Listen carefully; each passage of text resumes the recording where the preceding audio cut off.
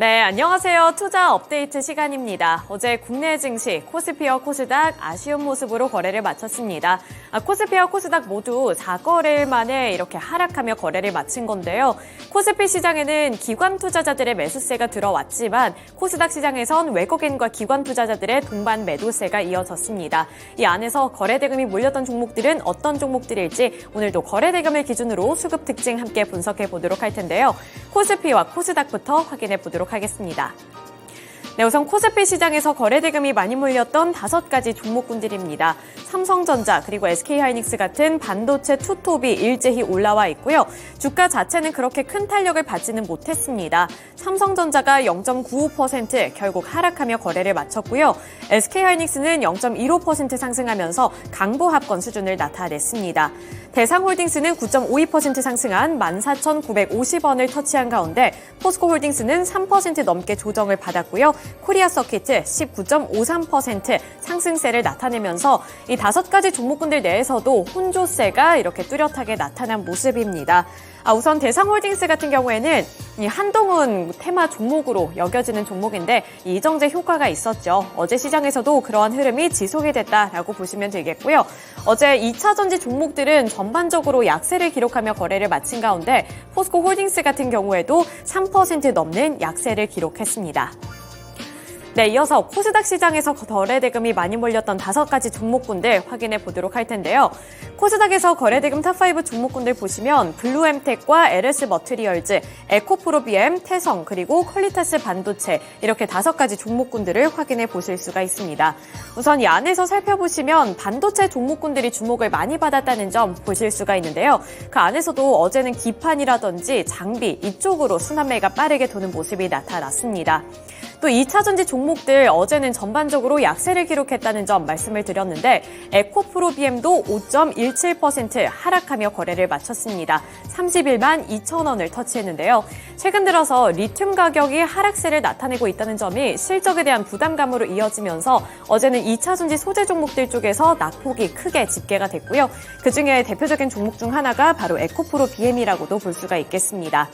가장 상단에는 블루엠텍이 168.42% 강세를 기록했고요. 어제 처음으로 상장한 새내기 종목입니다. 어제 흥행에 성공하는 모습이 나타났는데 이 부분은 특징주 가서 더 자세하게 보도록 하겠고요. LS머트리얼즈까지 함께 엮어서 살펴보도록 하겠습니다. 네, 이렇게 코스피와 코스닥에서 주목을 받았던 거래대금이 많이 몰렸던 5가지 종목군들 함께 확인해 봤는데요. 이어서 특징주들 확인해 보도록 하겠습니다. 네, 첫 번째 특징주로는 반도체 관련 종목들 확인해 보도록 하겠습니다. 우선 거래대금이 많이 몰렸던 이 코스피 시장에서는 코리아서키트 대표적으로 19.53%의 강세를 기록했고요.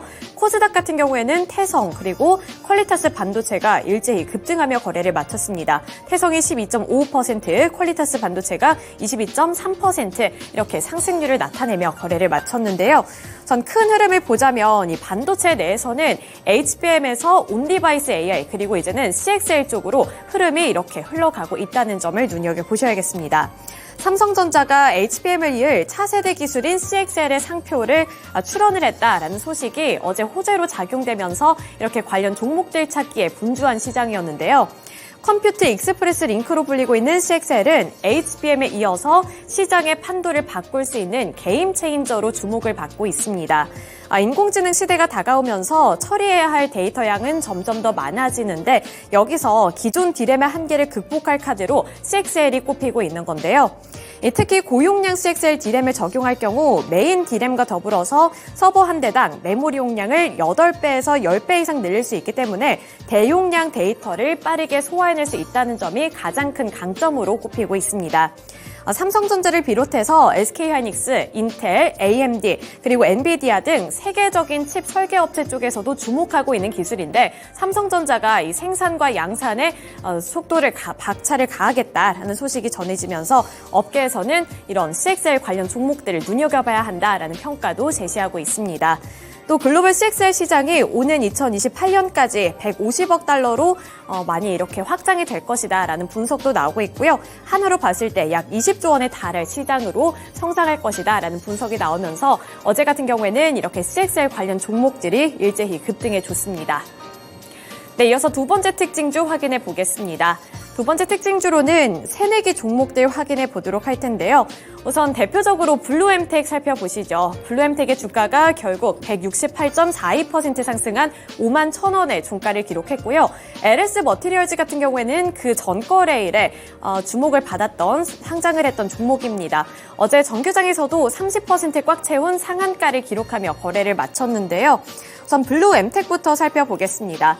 블루엠텍이 상장 첫날에 이렇게 흥행에 성공했습니다. 성공적인 대비였다라는 평가를 받고 있는데요. 공모가였던 19,000원 대비 장중에는 299% 넘는 강세를 기록하기도 했습니다. 하지만 장 마감 직전에 상승폭을 반납하면서 결국에 168%까지 탄력이 좀 둔화가 되는 모습이 나타났는데요. 이 블루엠텍 같은 경우에는 의약품 이커머스 기업인데 제약업계의 쿠팡이라는 별명까지 얻고 있습니다. 이 블루엠텍 같은 경우 의약품 전문 유통 플랫폼인 블루팜 코리아를 출시를 하고 온라인 의약품 유통 점유율 1위를 기록하고 있는데요. 여기서 현재 SK바이오사이언스와 바이엘, 한독, 한미, 보령, LG화학과 휴젤, SK이노엔 등과 함께 협력 관계를 맺고 파트너십을 맺고 있다는 점이 다시 한번 부각이 되면서 이 관련 종목 블루엠텍이 어제 시장에서 새내기주로 흥행에 성공하는 모습을 나타냈습니다. 또 LS 머티리얼즈 같은 경우에는 그 전 거래일에 상장한 종목인데 그때도 성공적인 흥행을 거뒀는데 어제도 정규장에서 이렇게 꽉 채운 상한가를 기록하며 거래를 마쳤습니다. 네, 이어서 시간의 거래도 살펴보도록 하겠습니다. 시간의 거래에서 상승률 탑5 종목들부터 보도록 할 텐데요. 상승률이 가장 높았던 종목군들 보시면 동일철강과 아이진, TN엔터테인먼트, 시티프라퍼티, DTNCRO 이렇게 5가지 종목들이 올라와 있습니다. 우선 이 중에서 이 3가지 종목군들은 일제히 상한가를 기록한 종목인데요. 동일철강이 9.99%, 아이진이 9.93%, TN엔터테인먼트가 9.87%의 상승률을 나타냈습니다. 또 마지막에 보시면 DTNCRO가 5.98% 상승한 9,750원을 터치했는데요. 이 DTNCRO 같은 경우에는 김기현 국민의힘 대표직 사퇴 속에서 일부 정치 테마 종목이 상승한 가운데 함께 주목을 받은 종목이라고 보시면 되겠습니다. 네, 이어서 하락했던 종목군들도 보시죠.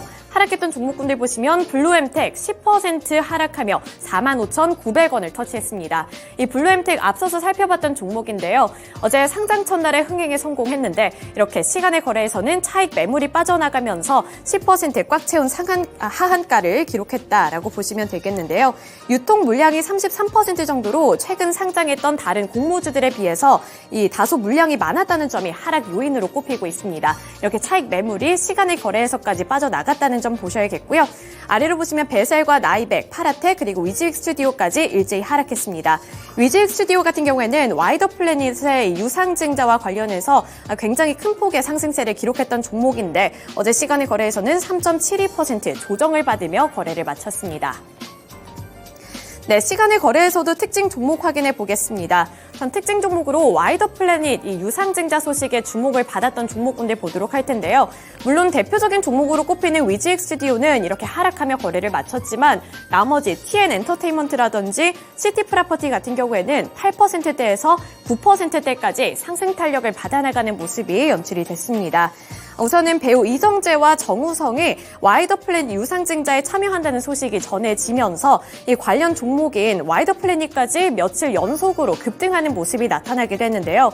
이 중에 이정재와 정우성이 120억 원을 투자한다는 소식이 열기를 더했습니다.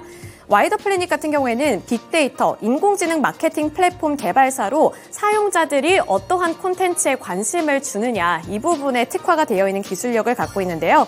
지금까지는 광고 시장의 타겟 마케팅에 활용이 됐습니다. 하지만 데이터 수집에서 독보적인 기술력을 갖고 있기 때문에 앞으로는 콘텐츠 및 종합 미디어 사업으로도 확장이 가능할 것이다라는 기대감을 안고 있는데요.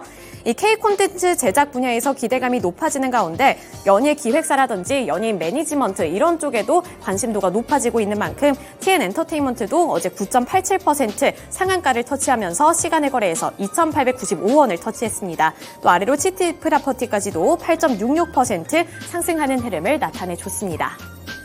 네, 이렇게 시간의 거래에서까지 주목을 받았던 특징 종목들 알아봤는데요. 이어서 미국 증시에서는 어떠한 특징주들이 있을지 함께 알아보도록 하겠습니다.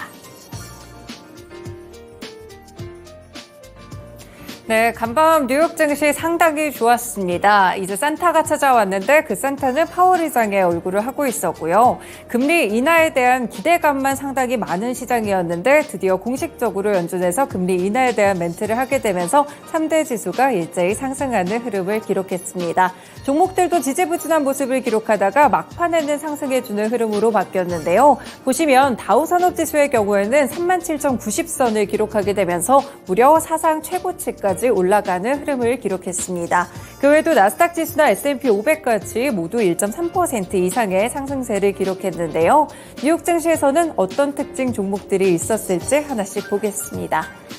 네, 오늘 첫 번째 종목으로는 테슬라와 전기차 관련 종목들입니다. 일단 테슬라 간밤에 0.9% 오르면서 239달러 선에서 거래를 마쳤는데요. 사실상 리비안 오토모티브나 루시드 그룹 같이 눌려있던 전기차 그룹들이 6에서 8% 급등한 것과는 달리 굉장히 지지부진한 흐름의 상승세를 보여줬습니다. 사실 시작부터도 이 테슬라의 경우에는 하락으로 출발을 했었고요. 계속 하락권에 머물다가 파월 의장의 발언에 조금 상승하는 흐름이었는데요. 시장 대비해서는 확실히 상승 탄력이 제한되는 흐름이었습니다. 네, 테슬라가 이렇게 좀 낮은 탄력을 기록했던 이유는 바로 리콜 관련된 소식이 나왔기 때문인데요. 200만 대 정도를 리콜한다고 합니다. 이번에 미국 안전규제 당국의 도로교통안전국에 따르면 테슬라가 소프트웨어 업데이트를 통해서 자율주행과 관련된 문제들을 해결하겠다라고 밝혔다고 하는데요. 그동안 도로교통조사국에서 1년의 조사를 해왔습니다. 이 자율주행과 관련돼서 충돌 사고들이 발생하고 이 중에는 사망사고까지 함께 껴있기도 했었는데요. 그래서 리콜 대상은 테슬라가 미국에서 판매한 거의 모든 차량이라고 보실 수가 있겠고요. 2012년 10월 5일부터 12월 7일 사이에 생산된 차량도 포함이 되는데 소프트웨어 업데이트에는 운전자가 운전 책임을 지속적으로 가져갈 수 있도록 장려하는 그런 부분들이 담겼다고 합니다. 일단은 테슬라의 리콜 소식과 더불어 탄력이 좀 제한됐기 때문에 국내 증시에서도 약간의 악재 흐름을 좀 확인해 보실 수 있을 것 같은데요.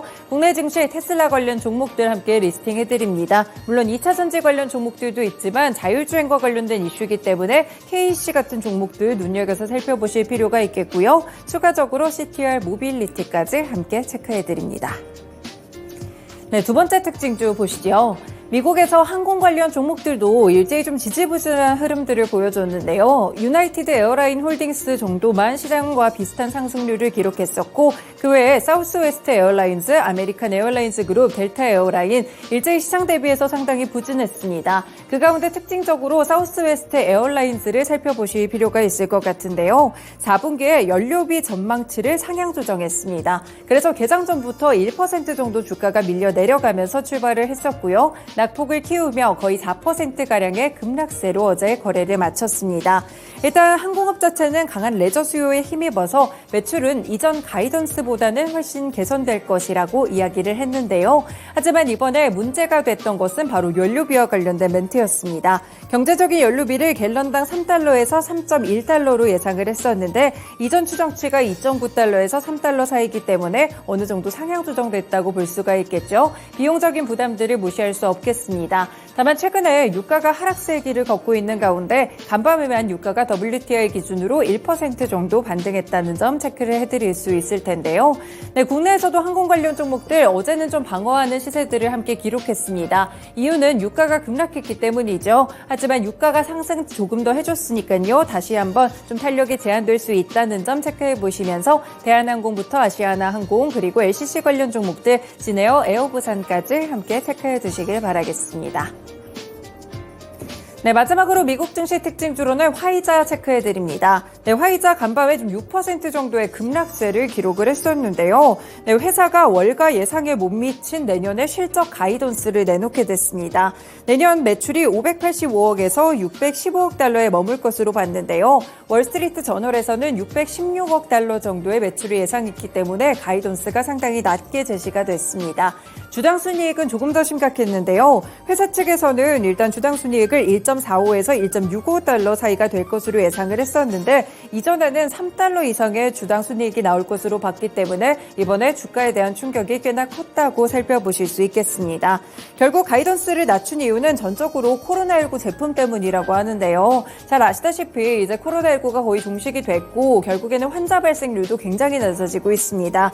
그렇기 때문에 팍스로비드와 코미나티의 연간 매출액이 당초 예상치보다 90억 달러 정도 감소할 것이라고 보고 있는 상황인데요. 이렇게 코로나19 이런 매출들, 의약품에 대한 재고들 때문에 화이자도 매출에 대한 가이던스를 한 차례 하향 조정하는 모습을 기록했습니다. 네, 국내에서도 관련 종목들 체크해 보실 수 있겠죠. 사실 코로나 때는 제일약품이나 제일파마홀딩스가 화이자와 관련된 종목으로서 함께 엮이기도 했습니다. 다만 이쪽보다는 코로나19 이 관련된 의약품 매출이 감소한다는 쪽에 포인트를 두시면서 SK바이오사이언스도 함께 체크해 보실 수 있겠고요. 전일장에는 2.8% 정도 하락했습니다. 네, 이렇게 미국 증시에서 관련된 종목들과 더불어서 국내 증시 종목들까지 함께 연결해 드렸습니다. 지금까지 투자 업데이터 시간이었습니다.